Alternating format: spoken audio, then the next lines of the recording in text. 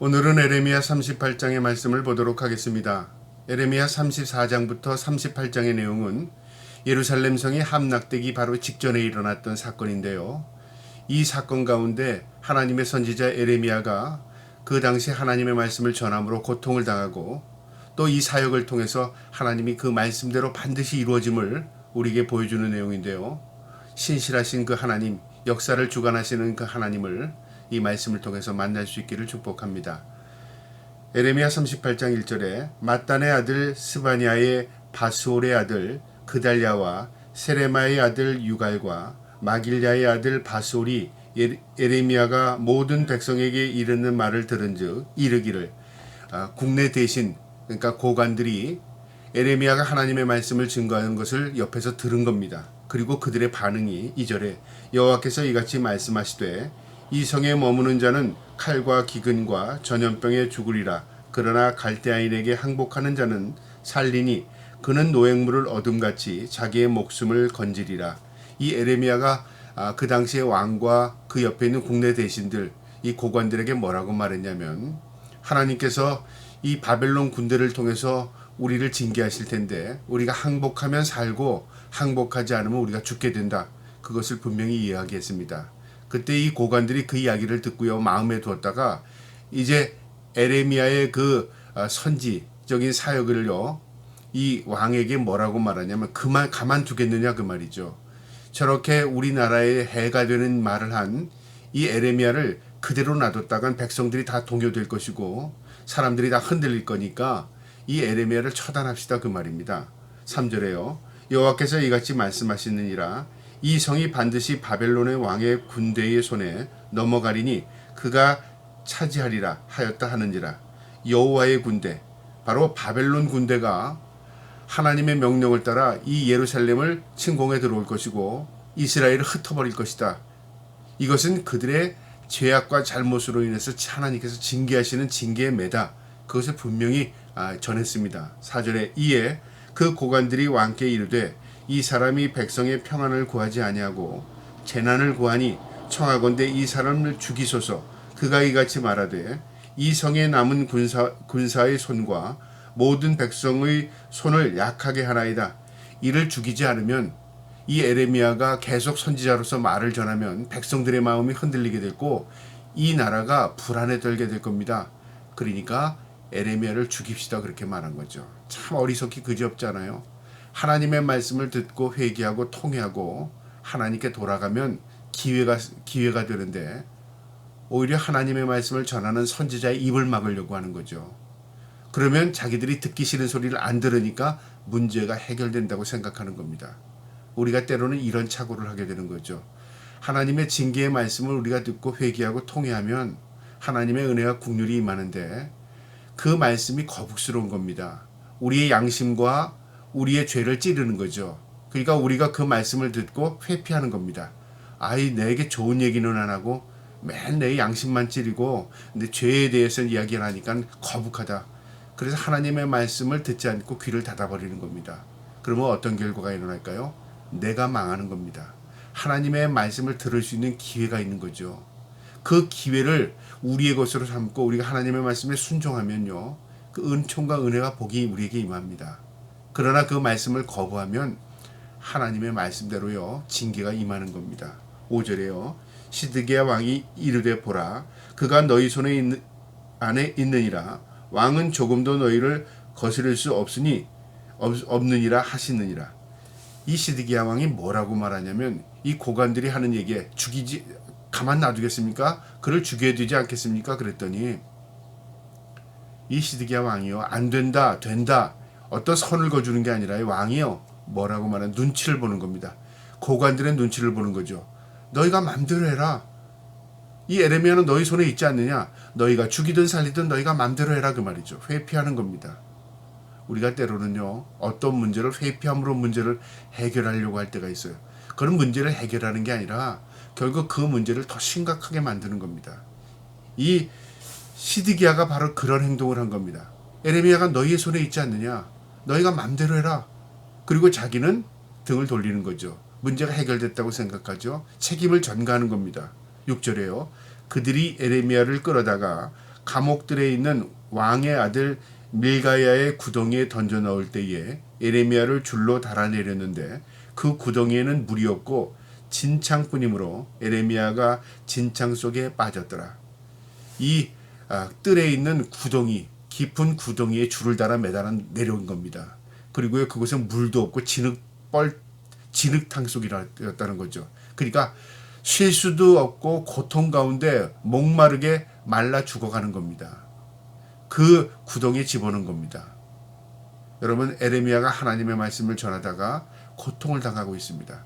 하나님이 그걸 보시겠습니까? 안 보시겠습니까? 하나님 보고 계십니다. 그러나 의식이 없는 자들은요, 그 하나님의 말씀에 귀 닫아버리고요, 말씀을 전하는 이 선지자를 고통스럽게 만드는 거죠. 하나님 다 보고 계십니다. 7절에요. 왕궁 내시 구수인 에벳멜렉이 그들의 에레미야를 구덩이에 던져 넣었음을 들으니라. 그때 왕이 베냐민 문에 앉았더니 에벳멜렉이 왕궁에서 나와 왕께 아뢰어 이르되, 이 국내 대신 내시 가운데요, 구수인 이방인입니다. 그러니까 아프리카 사람이죠. 피부가 검었는지는 모르지만 구수인인 이 에벳멜렉이라는 사람이요, 왕을 찾아간 겁니다. 무슨 일 때문에 찾아갔냐면 에레미야가 지금 구덩이에 빠져 있다는 것을, 그걸 지금 전하고 싶은 겁니다. 그리고 그를 그대로 놔둬선 되지 않습니다. 구해내야 합니다. 이걸 지금 전하고 싶은 거죠. 이 와중에 그래도 이방인 가운데 한 사람이었던, 하나님을 두려워하고 하나님을 아는 사람, 이 사람이 또 하나님 앞에요 쓰임을 받는 겁니다. 9절에요. 내 주 왕이요, 저 사람들이 선지자 에레미야에게 청한 모든 일을 악하나이다. 성중에 떡이 떨어졌거늘 그들이 그를 구덩이에 던져 넣었으니 그가 거기에서 굶어 죽으리이다 하니라. 에레미야를 그대로 놔두면 그 구덩이에서 결국은 굶어 죽을 수밖에 없습니다. 그렇게 되면 하나님이 보십니다. 그렇게 되면 선지자의 말을 우리가 저버렸기 때문에 하나님 우리 징계하십니다. 이 성경에 그런 내용은 없지만요, 그런 이야기입니다. 그래서 이 구수 사람, 이 에벳멜렉이요, 이 시드기야에게 에레미야의 상황을 전한 겁니다. 10절에요. 왕이 구수 사람 에벳멜렉에게 명령하여 이르되, 너는 거기서 30명을 데리고 가서 선지자 에레미야가 죽기 전에 그를 구덩이에서 끌어내라. 이 구수 사람이 왕에게 에레미야의 상황을 전했고요, 이 왕이었던 이 시드기야가 두려워하는 겁니다. 물론 하나님에 대한 의식이 있었겠죠. 그래서 이 구수 사람 에벳멜렉에게요, 네가 가서 그러면 사람들 군대를 데리고 가서 그를 건져내라, 구해내라, 그렇게 말한 겁니다. 에벳멜렉이 그를 구해냅니다. 11절에요. 에벳멜렉이 사람들을 데리고 왕궁 곳간 및 방에 들어가서 거기에서 헝겊과 낡은 옷을 가져다가 그것을 구덩이에 있는 에레미야에게 밧줄을 내리며, 그러니까 창고에 가서 헌 옷들, 그 다음에 천들을 다 엮어서요, 밧줄을 만들어서 이제 에레미야가 처해 있는 구덩이에 그것을 넣고 에레미야에게 그걸 잡고 올라오라고 하는 거죠. 12절에요. 구수인인 에벳멜렉이 에레미야에게 이르되, 당신은 이 헝겊과 낡은 옷을 당신의 겨드랑이에 대고 줄을 그 아래에 대시오. 에레미야가 그대로 하매, 그러니까 그것을 겨드랑이에 대서 묶어라 그 말이죠. 우리가 끌어올리겠다 그 말입니다. 그래서 에레미야가 그들이 매려준 밧줄을 몸에다 감은 겁니다. 13절에요. 그들이 줄로 에레미야를 구덩이에서 끌어낸지라 에레미야가 시위대 뜰에 머무니라. 그들로 인해서 결국 그 구덩이에서 빠져나올 수 있었다는 거죠. 참 놀라운 것은요, 모든 사람이 에레미야를 미워하고 죽이려고 했고요, 하나님의 말씀을 거부했으나 이방인이었던 구수 사람 에벳멜렉이라는 한 사람이요, 하나님의 도구가 되어서 에레미야를 그 구덩이에서 건져냅니다. 여러분, 위기 가운데서도 하나님의 은혜와 국률이 있습니다. 어떠한 상황 가운데서도 하나님은 구원의 손길이 있습니다. 하나님께서 그렇게 약속하셨습니다. 에레미야 결코 죽지 않게 하리라 그랬는데, 그런 죽음의 그 구덩이에서 하나님 앞에 쓰임받는 이 구수인 에벳멜렉을 통해서 구원의 역사를 이룹니다. 14절에요. 시드기야 왕이 사람을 보내어 선지자 에레미야를 여호와의 성전 셋째 문으로 데려오게 하고, 왕이 에레미야에게 이르되, 내가 내게 한 가지 일을 물으리니 한마디도 내게 숨기지 말라. 이 시드기야가 이 에레미야가 구덩이에서 나왔다는 소식을 듣고요, 다시 또 묻고 싶은 겁니다. 이것은 무엇을 몰라서 묻겠다는 게 아니라요. 계속 자신의 양심을 찌르고 두려운 겁니다. 그래서 선지자의 말을 다시 한번 또 듣고 싶은 겁니다. 진짜 그러냐? 진짜 그러냐? 자기 확증을 갖고 싶은 거죠. 이 상황이 지금 어떤 상황이냐면요. 이 밖에는 바벨론 군대가 지금 포위하고 있는 상태입니다. 그런데 거짓 선지자들은요. 결코 하나님 우리 버리지 않는다. 우리를 구원하실 것이라고 거짓 선지자들은 얘기했고요.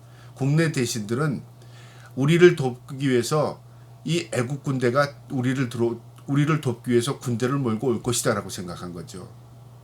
그러니까 하나님을 의지하는 게 아니라 이방인을 의지하고 있고요. 또 거짓 선지자의 말에 현혹되어 있는 그런 상황이었습니다. 그 와중에 이 에레미야 한 사람만이 하나님의 말씀을 증거하고 있었다 그 말이죠. 이게 풍전등화 앞에서의 상황입니다. 여러분 위기가 닥치면요. 거짓된 자들이 판을 칩니다. 그리고 헛것에 마음을 빼앗기게 됩니다. 그런데 진실이 없는 게 아니라요. 그 안에 진실이 있지만은 사람들이 그 근실에 귀담아 듣지 않습니다. 에레미야는 진실을 전했습니다. 하나님의 말씀을 전했습니다. 그들은 그 말에 귀를 기울이지 않았습니다. 이 상황 가운데 이 시드기야가 에레미야를 다시 한번 부릅니다. 15절에 에레미야가 시드기야에게 이르되 내가 이 일을 왕에게 아시게 하여도 왕이 결코 나를 죽이지 아니하시리이까 가령 내가 왕을 권한다 할지라도 왕이 듣지 아니하시리이다. 내가 옳은 말을 해도 왕은 듣지 않았고 내가 옳은 말을 하면 날 죽이지 않겠습니까? 그렇게 다시 확답을 받는 겁니다. 왕이 뭐라고 그러겠어요? 결코 내가 죽이지 않을 테니까 내가 진실만을 이야기해대라. 한번 다시 듣고 싶은 겁니다. 16절에요. 시드기야 왕이 비밀리 에레미야에게 맹세하여 이르되 우리에게 이 영혼을 지으신 여호와께서 살아계심을 두고 맹세하노니 내가 너를 죽이지 아니하겠으며 내 생명을 찾는 그 사람들의 손을 넘기지도 아니하리라 하시는지라. 네가 진실을 나에게 이야기해주면 우리 둘의 비밀이다. 너 죽이지 않을 것이고 어떤 사람에게도 너를 넘기지 않겠다. 이 시드기야가 그렇게도 약속을 한 겁니다. 무엇 때문에 약속을 한 거냐면요. 진짜 불안함을 잠재우고 싶은 거죠. 진짜 하나님께서 나에게 그렇게 하시는가? 그리고 뭔가를 다시금 하나님의 말씀을 듣고 싶은 겁니다. 17절에요.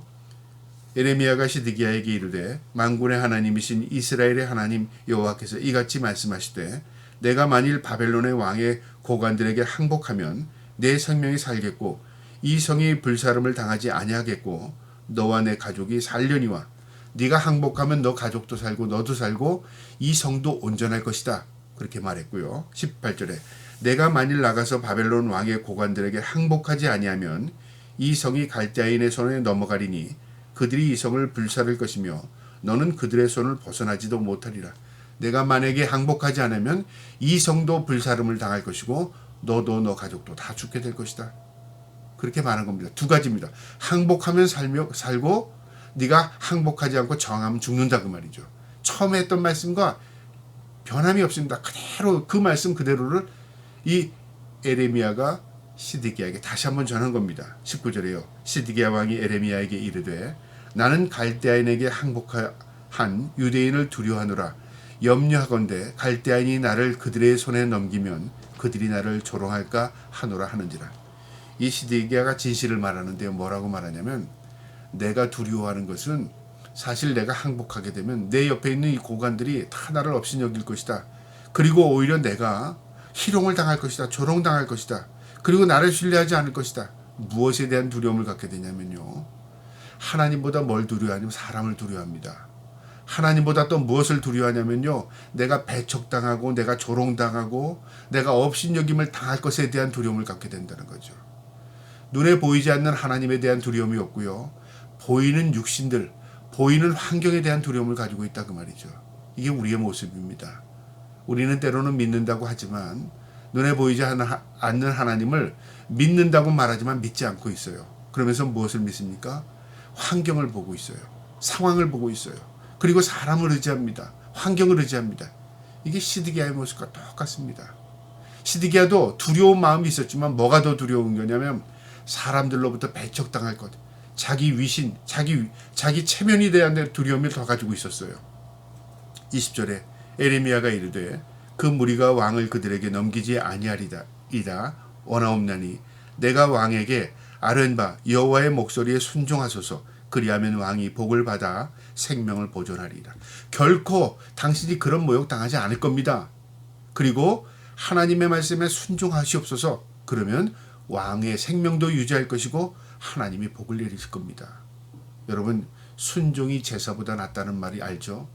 우리가 어떤 행위보다 더 중요한 게 하나님의 말씀에 순종하는 것입니다. 그것이 생명입니다. 이 에레미야가 시드기야에게 분명히 이야기했습니다. 항복하면 살고 저항하면 죽습니다. 내가 항복하면 나도 살고 하나님이 나에게 은총을 베풀지만 내가 저항하면 내 생명도 잃게 되고 이 성도 불타게 됩니다. 그러니 하나님의 말씀에 순종하세요. 그렇게 말한 거죠.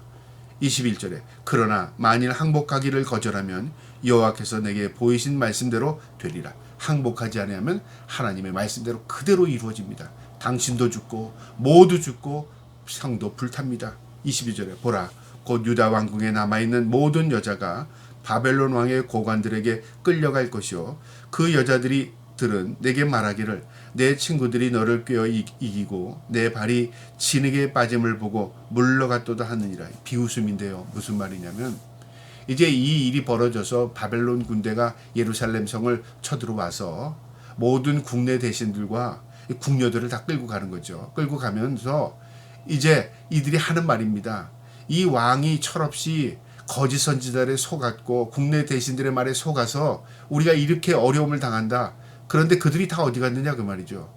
왕 옆에서 알랑거리다 하던 사람들은 지금 다 어디 갔느냐 그 말이죠. 거짓 선지자들, 불타지 않는다고 말했고 우리 하나님 지켜주신다고 말했던 그 거짓 선지자들은 지금 다 어디 갔느냐 그 말이죠. 이게 현실이고 상황이라 그 말이죠. 우리가 일어나지 않았을 때 이랬다 저랬다 얼마든지 말할 수 있습니다. 그러나 상황이 전개되면요, 그 말을 했던 거짓된 자들은 다 온데간데 없어지는 거죠. 이 예루살렘 성이 그런 형편이 이루는 겁니다. 23절에요. 내 아내들아 자녀는 갈대아인에게 끌려가겠고 너는 그들의 손에 벗어나지 못하고 바벨론 왕의 손에 잡히리라. 또 내가 이 성읍으로 불사름을 당하게 하리라 하였나이다. 하나님께서 모두 끌려가게 하고 모두 불타게 할 것입니다. 시드기야가 에레미야에게 이르되 너는 이 말을 어느 사람에게도 말하지 말라. 그리하면 내가 죽지 아니하리라. 시드기야의 두려움은 무엇에 대한 두려움이냐면요, 하나님의 경고의 메시지에 대한 두려움보다도 사람에 대한 두려움이 더 컸어요. 그래서 누구에게도 말하지 말라고 그렇게 말합니다. 참 어리석죠. 이게 우리의 모습입니다. 우리는 현실 세계에서 살아가니까요, 현실이 전부 진짜인 줄 아는 거죠. 현실이 모든 것이 전부인 줄 알아요. 진짜는요, 눈에 보이지 않는 것이 더 진짜가 더 많습니다. 하나님이 우리에게 주시는 복은 눈에 보이지 않는 것들이 더 큰 것들이 많아요. 그리고 이 땅은 안개와 같습니다. 이 신기루와 같습니다. 잠깐이랍니다. 영원한 것은 천국이고요, 영원하게 이루어지는 건 하나님 말씀입니다. 우리가 그런데 무엇에 대한 두려움을 가지고 있냐면 육체를 입고 있는지라 육신에 대한 두려움을 갖게 된다는 거죠. 여러분, 우리가 말씀을 통해서 깨달아야 할 것은요, 육신은 잠깐입니다. 영혼, 우리의 모든 것을 다스리시는 그 하나님 앞에 그 말씀의 순종함을 통해서 은총을 누리는 저와 여러분 되기를 축복합니다. 25절에요. 만일 고관들이 내가 너와 말하였다 함을 듣고 와서 내게 말하기를 내게 왕에게 말씀하신 것을 우리에게 전하라. 우리에게 숨기지 말라. 그리하면 우리가 너를 죽이지 아니하리라. 또 왕이 내게 말씀하신 것을 전하라 하거든 그들에게 대답하되 내가 왕 앞에서 간구하기를 나를 요나단의 집에 돌려보내지 마소서. 그리하여 거기서 죽게 하지 마옵소서 하였다 하라 하는지라. 왕이 뭐라고까지 얘기하냐면요, 고관들이 너를 불러서 왕하고 무슨 얘기했어? 그러면 절대 나하고 한 얘기 하지 마라. 오히려 내가 나 살려주세요, 나 죽지 않게 해주세요, 그 얘기했다고 해라 그 말이죠. 그러니까 시드기야가 얼마나 그 사람을 두려워하며 환경을 두려워했는가를 보여줍니다. 결국 하나님이 두려워하지 않는 그 불신 때문에요, 그도 죽고 예루살렘 성도 불타게 됩니다. 27절에요. 모든 고관이 에레미야에게 와서 물으매 그가 왕의 명령한 모든 말대로 대답하였으므로 일이 탄론하지 아니하였고 그들은 그와 더불어 말하기를 그쳤더라. 그가 왕이 염려했던 대로 고관들이 에레미야를 찾아가 물었습니다. 너 왕하고 무슨 얘기했냐? 그랬더니 에레미야가 왕이 시키는 대로 그대로 얘기했습니다. 참 얼마나 마음 아팠겠습니까? 이 성은 불탈 것이고 모두 죽습니다. 끌려갈 것입니다. 그 눈앞에 보면서도 그 얘기를 하지 못했다 그 말이죠. 왜요? 왕이 그걸 부탁했습니다. 그러나 이 일은요 곧 멸망으로 이루어지고요. 이 일은 곧 그들이 당하게 됩니다. 그래서 결국 바벨론 군대가 예루살렘 성을 무너뜨립니다. 마지막 28절입니다. 에레미야가 예루살렘에 함락되는 날까지 감옥들에 머물렀더라. 에레미야는 더 이상 하나님의 말씀을 전하지 못하고요. 감옥들에서 그는 멸망을 보게 되는 것입니다. 여러분 이 말씀을 통해서 우리가 깨달을 것이 있습니다. 경고의 메시지는요 한계가 있습니다. 경고 반복적으로 끝없이 경고하지 않습니다. 너 그렇게 하면 죽어. 너 그렇게 하면 죽어. 라고 반복되는 얘기를 우리가 들을 때요. 그게 기회입니다. 그러나 그 기회를 놓쳐버리면 어떻게 됩니까? 그 말씀대로 우리가 임하게 되는 것입니다. 오늘날 우리가 세상에서 살아가지만 하나님의 말씀이 경고로 들릴 때 그 말씀에 우리가 순종하고 그 말씀을 따를 때 생명을 얻게 됩니다. 그러나 우리가 이 말씀을 덮어버리고요. 귀담아 듣지 않으면 결국 말씀대로 사망이 임하게 되는 것입니다. 이 경고의 메시지를 마음에 두시고 우리가 늘 하나님의 말씀에 순종하며 살아갈 수 있기를 주님의 이름으로 축복합니다. 아멘.